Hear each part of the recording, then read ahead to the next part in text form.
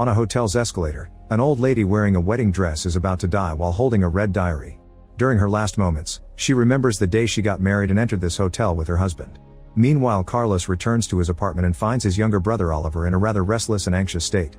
Carlos tries to cheer him up by explaining their mother has lent him a good chunk of money, so they won't have to do anything illegal to survive anymore. This still doesn't calm Oliver down, but before he can explain the reason for his mood, Detective Marco bursts into the room. Carlos immediately freaks out and points out they aren't doing anything wrong, but it's too late. Marco has already gotten a confession from Oliver by threatening him. As Oliver begs for forgiveness, Carlos asks for an arrest warrant, which Marco doesn't have. However, the detective still wants to drag the brothers to the station at gunpoint, causing Carlos to panic and start fighting him. Oliver helps him, and once they get Marco out of the way, they rush to the stairwell to escape. Marco immediately follows them, and as he moves his hand, he accidentally shoots Carlos in the leg and makes him fall. While Marco wonders what happened to his hand, Oliver runs to his brother's side and starts yelling for help to no avail. At that moment, they hear an explosion in the distance, but no yelling or sirens. Carlos' wound is bleeding pretty badly, so Oliver ties his hoodie around it. Furious, Oliver tries grabbing Marco to get revenge, but Marco pushes him against the bed and threatens him into shutting up. When Oliver says they should take Carlos to the hospital, Marco refuses because he's sure that they can treat him at the police station. Then Oliver helps Carlos walk and the three men start going downstairs. As he moves, Marco finds some loose hairs on his clothes but doesn't know where they come from. The trio gets to the door only to find it locked, so they keep going. However, no matter how much they walk, they don't seem to make any progress. It's as if the same floor repeats over and over. The group looks up and down, noticing there isn't an end in sight. Marco tells the brothers not to move and starts quickly running downstairs, keeping an eye on the floor numbers going down and trying all the doors, which are locked. However, after lots of running, he finds Carlos and Oliver again, appearing behind them from above. Carlos can't help wondering if he's hallucinating from the pain. Losing his mind, Marco takes the stairs again and Oliver retries the door to no avail. At that moment, Marco returns and is so shocked to see the brothers again that he runs a test. He throws his keys through the center of the stairwell, only for the keys to fall back to them from above. Marco asks the brothers if they gave him anything illegal as he points his gun at them, but they assure him they're trapped just like him. It seems the stairs are an infinite loop. Oliver has no signal on his phone and yelling for help gets no answers. He hears his brother in pain and says he wants to remove the bullet, but Carlos refuses, saying it may end up in an infection because Oliver can't do even the most basic everyday chores. Marco breaks the vending machine with a fire extinguisher to get some water, so Oliver gets a bottle as well to at least wash the wound. 4 hours later, the trio is still stuck there. Marco opens his wallet to look at a family picture and finds a tiny card that he doesn't recognize, so he tears it into pieces and throws it away. Then he reveals he has some uppers for personal use, so he gives them to Carlos to help him escape his pain for a few hours. Once Carlos is unconscious, Marco and Oliver get food from the vending machine and sit together to chat. Marco shows Oliver the family picture, explaining that he was supposed to celebrate his 15th anniversary with his wife tonight.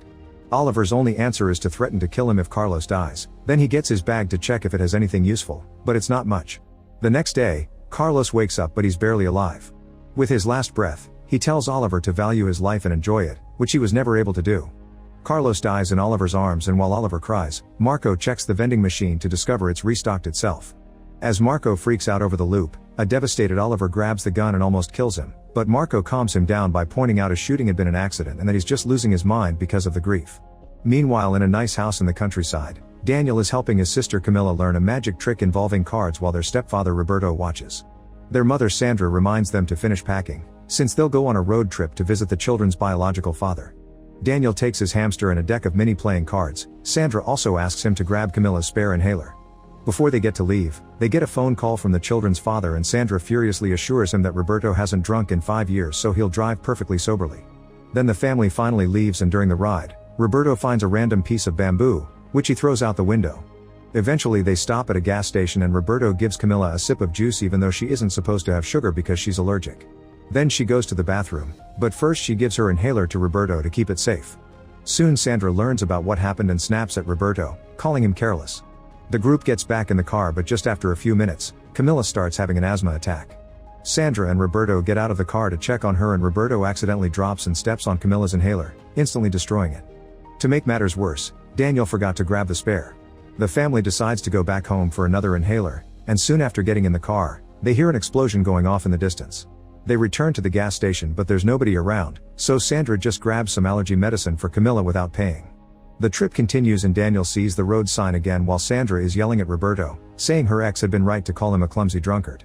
An argument ensues and Daniel tries to tell them they aren't helping, but they don't listen, so Daniel has to help his sister stay calm. After driving for a while, they find another gas station, although Roberto thinks it looks exactly the same as the last one. There's nobody here either, so they have to keep going. Minutes later they see the same sign again, so they stop the car as Roberto swears the road is just repeating itself.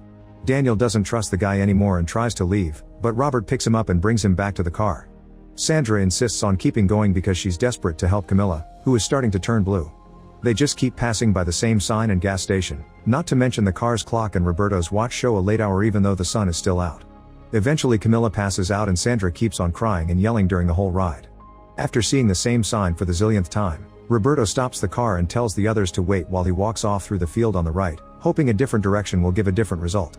Camilla is getting worse and Sandra can't stand it, so she drives away with her kids while ignoring Daniel's warnings. She thinks she's stuck in a nightmare and keeps telling herself to wake up. When she stops the car to have a breakdown, Daniel gets out with Camilla, and Sandra keeps going without noticing the children are gone. Carrying his sister in his arms, Daniel walks all the way back to the road sign and watches Sandra pass through the loop. The next time she sees the gas station, she goes inside and hides to cry over her lack of hope. Back to Daniel, he lies down on the ground next to Camilla and unfortunately has to watch her die. At that moment Roberto returns from the field on the left, confirming that every area is in the loop. Time starts to pass and after 35 years, both men are still stuck on the stairs. Marco is an old man that can't walk and has to drag his body through the steps, but Oliver is middle-aged and keeps himself active and healthy by reading the book from his bag, listening to his music player, and doing daily exercise.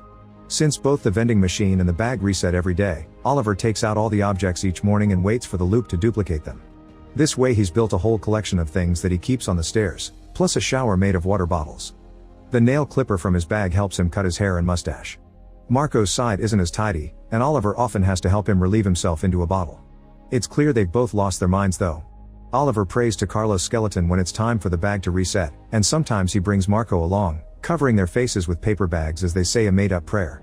There's also lots of writing on the wall that keeps track of the days and works as a diary for the duo's mad thoughts. Marco is obsessed with remembering things and is always calculating his age, Oliver's, and even his daughter's, who must be full adults by now. Before going to sleep, Marco always repeats his own name so as not to forget it. On the hotel escalator, the old lady finally dies and someone passes by to take a hamster from her hand. On the endless road, 35 years have also passed for the family, and they get food from the gas station which also restocks itself. Roberto is an old man that lives like a pig in the car still parked next to the road sign. Sandra is also very old and has become unresponsive, yet Roberto still regularly sits her on his lap to do the dirty. In the meantime, an adult Daniel lives on the field with his hamster. Using the things from the gas station, he's built a decent camp and has a system in place to keep things comfortable for survival. He's also kept all the drawings he made through the years.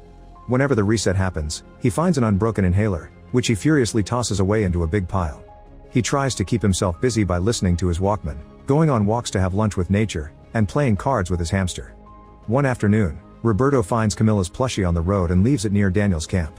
After seeing it, Daniel goes to find Roberto, who mentions Sandra and notices that Daniel doesn't remember her. However, it doesn't surprise him because Sandra doesn't remember anyone either. Roberto is sure he has something important to tell Daniel, but he can't remember what. Suddenly Roberto says that's how old people are at the same time as Marco, who starts screaming at 3 a.m. Oliver rushes to his side and hears Marco's epiphany. He says he's finally remembered what he had to say, which means he'll die soon. At that moment Marco reveals he's actually Daniel and that none of their memories are real because it's an alternate version of their real lives. He was the one that triggered the loop when he killed Carlos. Back on the road, Sandra finally dies and Roberto buries her next to Camilla. Daniel watches the process in tears while thinking about his memories with his sister. Roberto reveals that Sandra stopped talking around 20 years ago when Daniel left them to live alone. He thinks it's a good thing she died because she's finally free from that hell. At that moment both Roberto and Marco start feeling a horrible headache that causes them to wiggle in pain for a while before announcing they see everything clearly, meaning they'll die soon. They confirm none of this is real and it's just an alternate version of their lives. Roberto and Marco caused an incident that triggered the loop, so they advise Daniel and Oliver not to do the same or they'll just get another loop going. They also advise them to write their names down not to forget them. In fact, they got the same advice and forgot to do it. Roberto tells Daniel that when he finally sees a police car, he'll forget his name. Marco tells the same to Oliver but about an elevator, which the building doesn't have. Then Roberto reveals his real name is Ruben. When he was 10, he got stuck on a bamboo raft with a classmate and a teacher. Unfortunately, the teacher slipped and hurt the other boy in the process, causing the incident. The boy bled for 3 days and died, so then Roberto and his teacher spent 35 years alone on a raft that could never find land. When the teacher was about to die, he also had a moment of clarity and shared the same explanation Roberto is retelling now. The teacher had also been stuck in a 35-year loop, but his happened in an infinite train track. Roberto then was able to return to land and started a new life in which he met Sandra and the kids, but he didn't remember anything else until now. Marco is telling a similar story to Oliver, explaining he used to be Daniel and that Roberto advised him not to get into the police car, but he did it anyway and restarted his life as Marco with no memories. Both old men swear this isn't real, they're just stuck in an emotional hell while their real selves live good lives. By moving physically and emotionally, they send their energy to their real selves to keep them happy. They're the machine that moves the real world.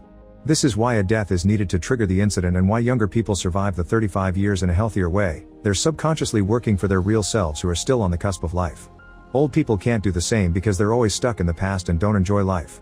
Before dying, Roberto and Marco give Oliver and Daniel a little red diary full of pictures and life notes. Oliver decides to return to his routine, but Daniel buries Roberto with the rest of his family. Then he goes to the road and sees a police car that wasn't there before. After making sure it's empty inside, he goes back to the camp, retrieves his hamster, and grabs a few things before burning down the rest.